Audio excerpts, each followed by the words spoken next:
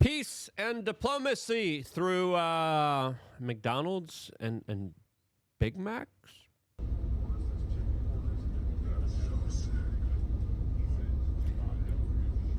Will it work? Well, probably not. All of this as the geopolitical landscape is being shifted and dramatically changed in the vision of Donald Trump populism and American consumerism. All of this while other peace deals and negotiations really aren't working that well here. As again, the corporate media keeps being obsessed about this Qatari jet, which I think is ridiculous in the face of all the special lobbyists and big interest money groups that, of course, really do pull the strings of many of our members of Congress and the Senate here. We got some disappointing news from Turkey, as we had a monumental meeting that sadly did not happen. What's going to be the future of this political conflict, as it looks like the possibility of peace is deteriorating in Ukraine, but also now specifically Gaza, and also now specifically India, where things are a little bit more tumultuous as the situation geopolitically not looking too good here, and we'll tell you why in this particular video. Now, again, corporate media, members of Congress, they can't stop talking about this jet. This jet is a nothing burger comparatively to the military-industrial complex. That's also getting a significant boost through Donald Trump's visit in the Middle East, where he's divvying out a lot of advanced military tech and hardware that a lot of Middle Eastern countries like Saudi Arabia, the UAE, and Qatar will be directly buying from the United States of America in record numbers. This is big, as even Donald Trump is set to, of course, give potentially Saudi Arabia its own nuclear program without Israel, and Saudi Arabia fighter jets that could be more powerful than the current ones the Israelis have that could potentially match their capabilities, which would be a big, significant game changer. Is that going to be happening here? Will he recognize the state of Palestine? All those questions are still up in the air here as he's dealing with a very difficult, crazy situation. But again, people are like, that jet, though. And again, there's some people on the right clutching their pearls here, which I think are a little bit ridiculous. There's some people on the left here. There's some bigger conversations to be had about BlackRock and a military-industrial complex, but we're not having those conversations. And sadly, there's no conversations in Turkey, as there was a kind of tease to the possibility of two very strong, egotistical Slavic men coming together and saying, you know what, we're actually going to talk for the first time ever during the start of this particular conflict.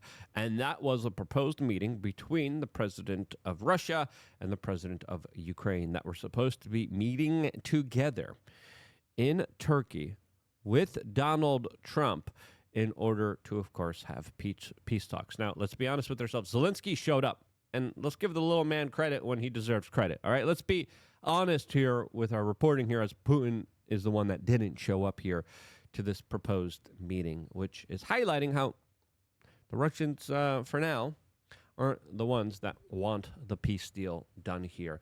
As, of course, there was a day of uncertainty whether Vladimir Putin or Zelensky would show up. Both of them were threatening not to show up through their spokesperson. Zelensky did show up. Give him credit where credit is due. He showed up to these meetings.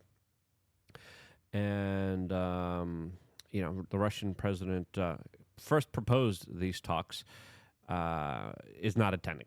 That's not a good look. And he is sending a delegation, but it's clear it's not the same. It's not the same.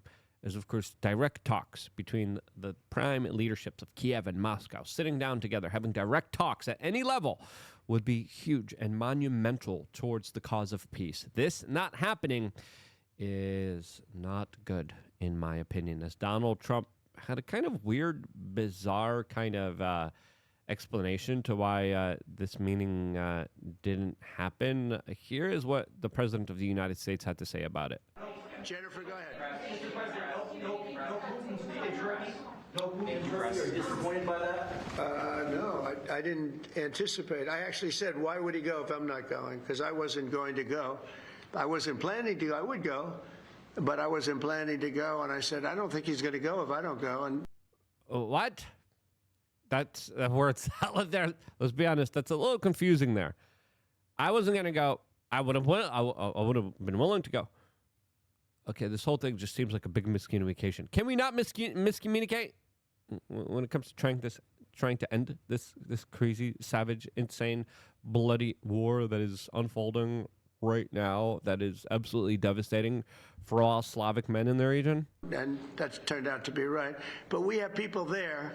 Marco, as you know, is doing a fantastic job. Marco's there, Secretary of State, and we have people there. But I didn't think it was possible for Putin to go if I'm not there. Jennifer?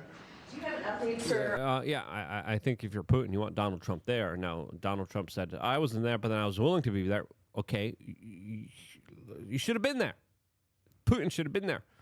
Zelensky's there. He's meeting with little Marco Rubio. Little Zelensky, little Marco Rubio meeting each other. There's representatives from the Russian delegation here. But again, you want to see Putin. You want to see Zelensky meet eye to eye. You want them to see them shaking hands. You want them to have direct talks and communication with each other, away from all of the constant pressure that they have through their constituents, their military generals, their politicians that are pushing and propelling this conflict further on than it needs to be escalated and continued. Again, a lot of other things to say here, as of course the war map doesn't look too good for the Ukrainians here, especially when it comes to the constant fighting that's happening in the region right now that they are having a very difficult time with. Now, before continuing on and talking about what just happened in Gaza, what's happening in India, we wanted to tell you about LukeUnfiltered.com. If you haven't signed up for that, what are you doing? Wait, come on now. 21 years we have been busting our chomps here, working for you one-on-one. 20 cents a day. That's all it costs. All you have to do, click the description, click the first link you see on there, go here, sign up for whatever you could afford. If you could afford more, we appreciate it very much. You put in your information, you get emailed back a login. A lot of the times that email goes to spam. Make sure to check your spam. Bada bing, bada boom, you get access to the Telegram channel. There's like 20 unanswered messages in the Telegram channel from last night. I'm going to answer all of them. I'm going to talk to you guys. You guys also on the Telegram channel get the ability to talk to me in real time. I see all the messages coming in. You guys get to directly talk to me through LukeUnfiltered.com. But also, you get the ability to record a video about an issue or some questions that you might have about what's going on in the world. And I will play your video here on this particular YouTube channel and answer your questions in real time. So that's one of the many perks, including in real life meetups. We're going to be doing one in Las Vegas. We're going to be doing another one in New Hampshire. 3 master classes, all available also for free, exclusive merchandise. And truly, we've been going out of our way, and lots of our members literally got more money just by signing up to LukeUnfiltered.com. They also got a lot more important information during key important times that they haven't gotten before. So if you haven't signed up yet, sign up right now to LukeUnfiltered.com.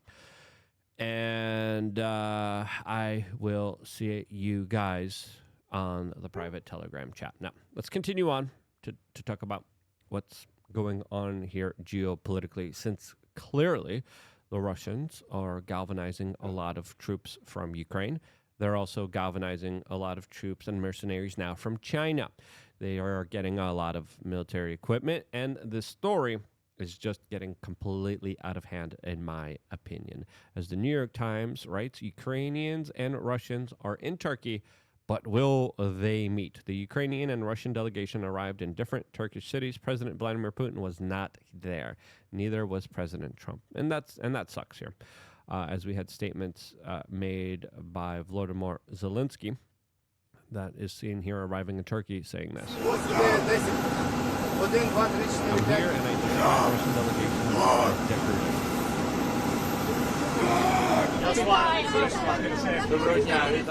The level of the Russian delegation is not known officially to me, but from what we see, it looks more like it's on a decorative level.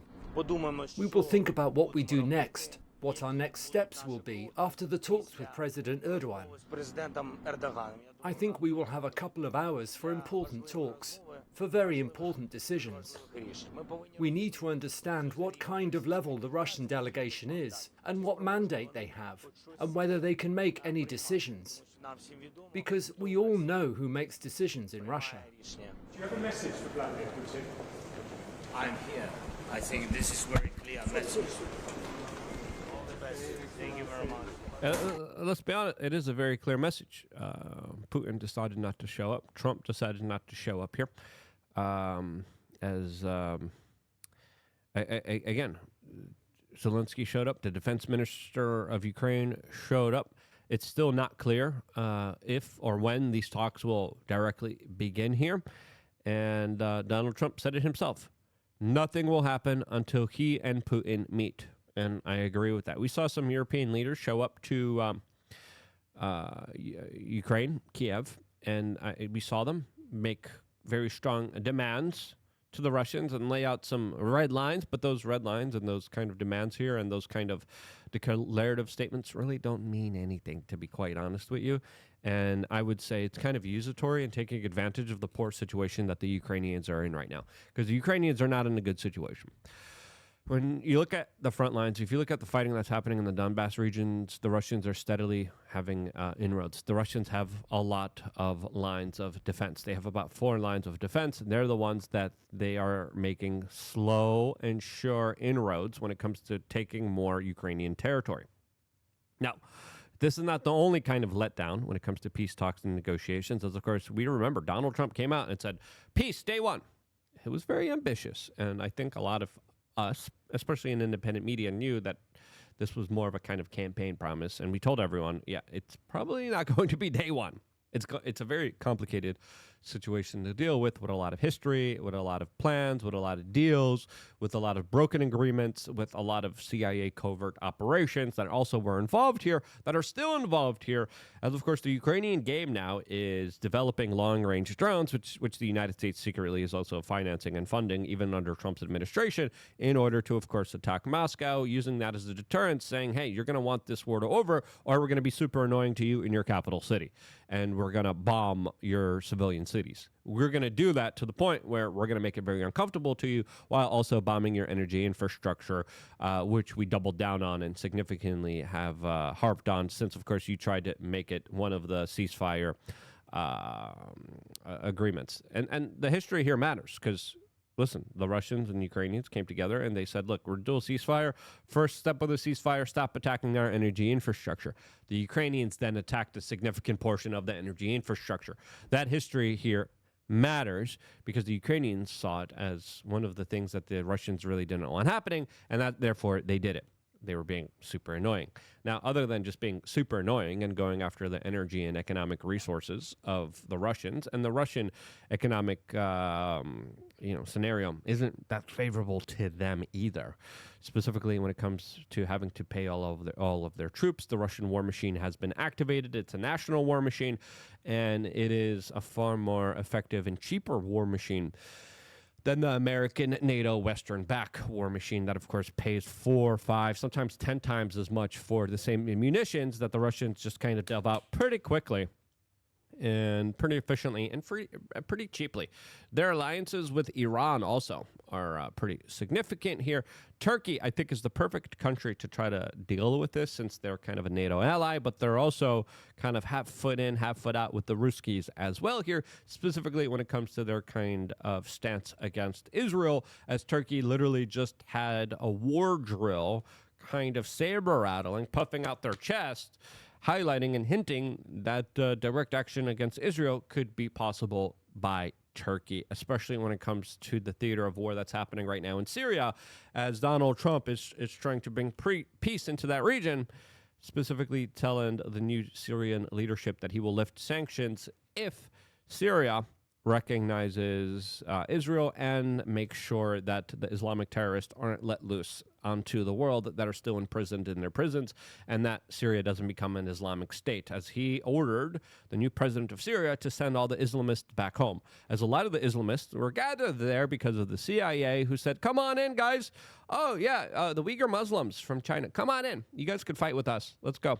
We're going to take out Bashar al-Assad here. Oh, the Russian Muslims. Come on in, guys. Yeah, let's go. the Chechens, let's go.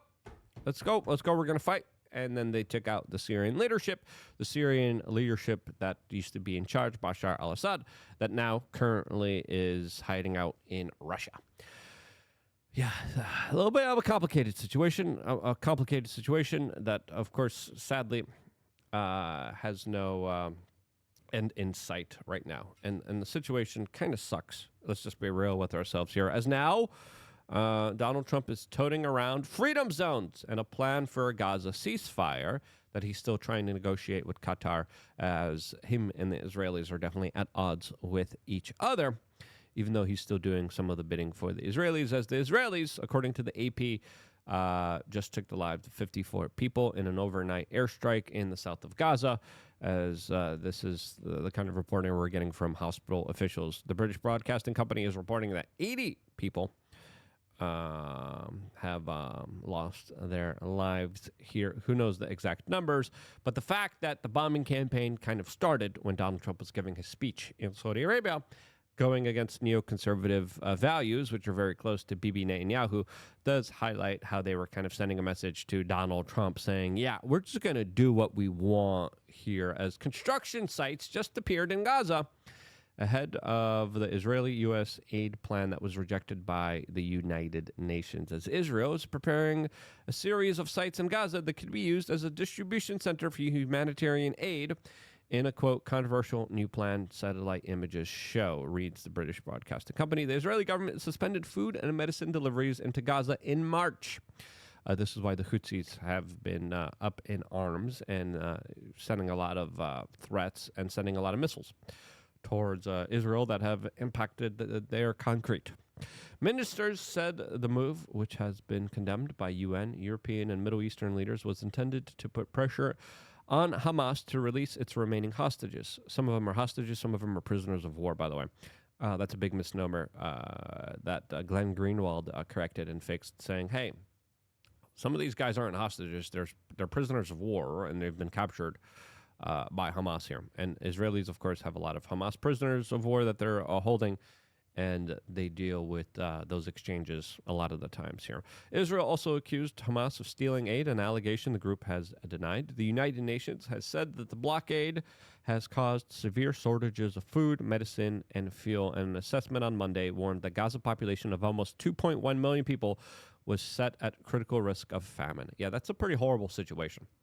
All right. I don't understand why, food aid was not delivered when you're blockading a whole country, like a whole plate.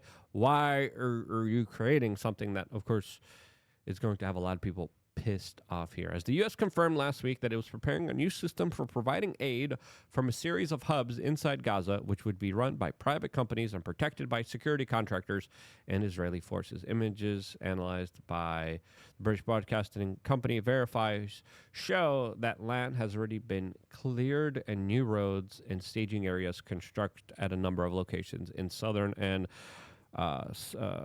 central Gaza in recent weeks. Now, again, just let the aid in.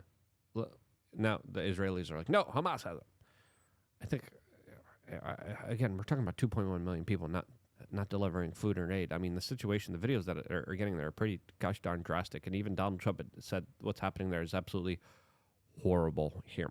Now, how will Donald Trump act here? It's going to be interesting, as we had some very interesting comments here regarding, of course, a big shift in Middle Eastern policies that isn't really that favorable towards Israel like it used to be before. All of this is happening as there's also negotiations with Iran and the United States, as the United States just gave Iran a written proposal for a nuclear deal in their fourth round of talks between the two countries, as sources are coming out and saying that Donald Trump's special envoy to the Middle East, Steve Witkoff, gave the proposal to the Iranians in Oman on Sunday.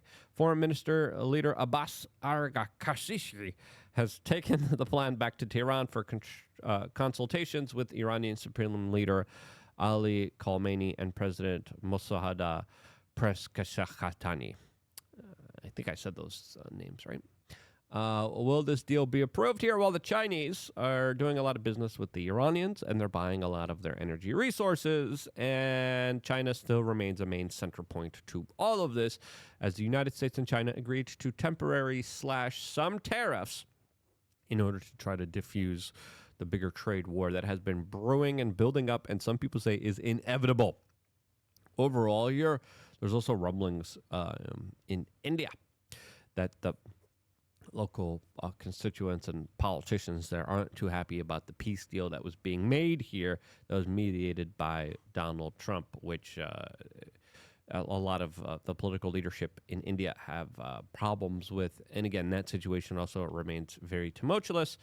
The situation in Gaza remains pretty tumultuous. The situation in Ukraine remains pretty tumultuous. And overall, the prospects for peace are, I would say, pretty low. Now, will there be some kind of magic art of the deal? Will there be some will in the deal? And will there be actually some decisive, declarative actions here that actually help us achieve this peace? Listen, a lot of people are like, Trump failed. Trump's horrible. He sucks. No, he's actually trying to do something that has never really been done before, and that is trying to stop wars rather than escalate them and make them expand. Give him credit where credit is due. I think he's trying his best here. I think this is a far more sophisticated and complicated situation, and we can only pray for his resolve and his tireless efforts trying to bring peace into the region. Let's pray for peace. Let's hope it happens. I think we are dealing with a situation that could very quickly, very surely unfold in a very disastrous type of way here. And let's pray that it doesn't. Right, Atlas? Yeah. What the hell? Stop it, you damn idiots. Yeah, I know, right? Sign up to lookandfilter.com. Thanks, Atlas. Appreciate that. Yeah. Sign up, guys. My dog told you to do it. You should do it. Lookandfilter.com. I love you guys. Stay tuned for more all here exclusively on youtube.com/wearechange.